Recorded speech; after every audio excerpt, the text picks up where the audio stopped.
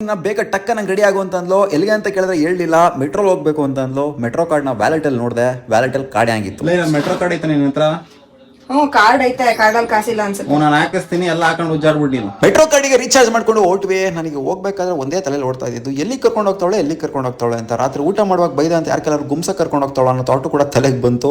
ಆಮೇಲೆ ಹೇಳಿದ್ದು ಅಲ್ಗಲ್ಲ, national college grounds ಅಲ್ಲಿ ಮಾವಿನೋತ್ಸವ ಮಾಡ್ತಿದ್ದೆ ಅಲ್ಲಿಗೆ ಅಂತ. ಅಯ್ಯ ನಿನ್ ಮಕ್ಕೆ, ನಾನೇನೋ ಸ್ಟೋರೀಸ್ಕೋ ಜೆಟ್ಲಾಗೋ ಕರ್ಕೊಂಡು ಹೋಗ್ತಾಳೆ ಅಂತ ಅನ್ಕೊಂಡ್ರೆ ಮಾವಿನೋತ್ಸವಿಗೆ ಕರ್ಕೊಂಡ್ ಬಂದಳು. ಮಾವಿನೋತ್ಸವಕ್ಕೆ ಏನ್ ಸ್ಪೆಷಲ್ ಗುರು ಇಲ್ಲಿ ಅಂತ ಕೇಳಿದ್ರೆ, ಮಾವಿನಕಾಯಿ ಬೋಂಡ, ಬಜ್ಜಿ, ಜಿಲೇಬಿ, ಅದು ಇದು ಇದು ಅದು ಅದು ಇದು ಅಂತ ತಲೆಗೆ ಸೈಕ್ ಮಾಡಿದ್ಲು. ಅಲ್ಲಿ ನೋಡಿದ್ರೆ ಕ್ಯೂ ನೋಡಿದ್ರೆ ಒಂದೊಂದು ಐಟಮ್ ತಗೊಳಕ್ಕೂ ಒಂದೊಂದು ಅವರ್ ನಿಂತ್ಕೊಳ್ಳೋ ತರ ಇತ್ತು. ಕ್ಯೂ ಸ್ವಲ್ಪ ಕಡಿಮೆ ಇದ್ದು ಮಾವಿನಕಾಯಿ ಚಿತ್ರಾನ್ನ ಅಂಡ್ ಮಾವಿನಕಾಯಿ ಕೇಸರಿ ಬಾತ್ ಹತ್ರ. ಮಾವಿನಕಾಯಿ ಕೇಸರಿ ಬಾತಿನ ಫ್ಲೇವರ್ ಸಖತ್ತಾಗಿ ಕೊಡ್ತಾ ಇತ್ತು ಗುರು. ಚಿತ್ರಾನ್ನದೇ ಒಂದು ಕಾಮಿಡಿ ಗುರು. ಚಿತ್ರಾನ್ನ ತಿನ್ನಕ್ಕೆ ಇಲ್ಲಿವರೆಗೂ ಕರ್ಕೊಂಡ್ ಬಂದ 25 ಕಿಲೋಮೀಟರ್ ಅನ್ನೋ ತರ ನನಗೆ ಸೈಕ್ ಆಗೋಯ್ತು. ನಾವು ನೋಡಿದ್ರೆ ಲಾಸ್ಟ್ ಡೇ ಆಫ್ ಮಾವಿನ ಉತ್ಸವಕ್ಕೆ ಬಂದಿದ್ದೀವಿ. ಇಲ್ಲಿ ನೋಡಿದ್ರೆ ಜನ ಬೆಂಗಳೂರಲ್ಲೂ ಚಿತ್ರಾನ್ನ ಸಿಗಲ್ಲ ಅನ್ನೋ ರೇಂಜಿಗೆ ಬಂದಿದ್ರು. ಬಟ್ ತರಾವರಿ ಡಿಶ್ಗಳಂತೂ ಇದ್ದೋ. ಒಂದೊಂದು ಡಿಶ್ ನ ತಗೊಳೋದಕ್ಕೂ ಕೂಡ 1 ಕಿಲೋಮೀಟರ್ ಕ್ಯೂ ಇತ್ತು ಗುರು. ನಮ್ಮ ಅಕ್ಕ ಕ್ಯೂ ಅಲ್ಲಿ ನಿಂತ್ಕೋ ಅಂದ್ಲು.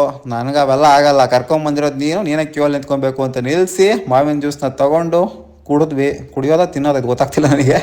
ಹೋಟೆಲ್ ಒಂಥರ ಚೆನ್ನಾಗಿತ್ತು, ಅಲ್ಲಿಂದ ಹೊರಡೋಣ ಅಂತ ಹೊರಟ್ವಿ. ಆದ್ರೂ ಇಲ್ಲಿ ಚಿಕ್ಸ್ಗಳಿಗೇನು ಮೋಸ ಇಲ್ಲ ಗುರು. ಬೆಂಕಿ ಚಿಕ್ಸ್ಗಳು ಬಂದಿದ್ರು ನೋಡ್ಕೊಂಡು.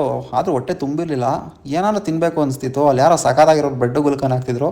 ಅದನ್ನ ತಿಂದ್ಬಿಟ್ಟು ಅಲ್ಲಿಂದ ಹೊರಡೋಣ ಅಂತ ಹೊರಟ್ವಿ. ನಮ್ಮ ಹುಡುಗ ಯಾರೊಬ್ರು ಸಿಕ್ಕಿದ್ರು, ಅವರಿಗೆ ಒಂದು ಫೋಟೋ ಕೊಟ್ಬಿಟ್ಟು ಅಲ್ಲಿಂದ ಸೈಲೆಂಟ್ ಆಗಿ ನೋಡ್ಲಾ. ಮೂವಿ ನೋಡ್ತಾ ಇದ್ದೆ ನಮ್ಮ ಅಕ್ಕ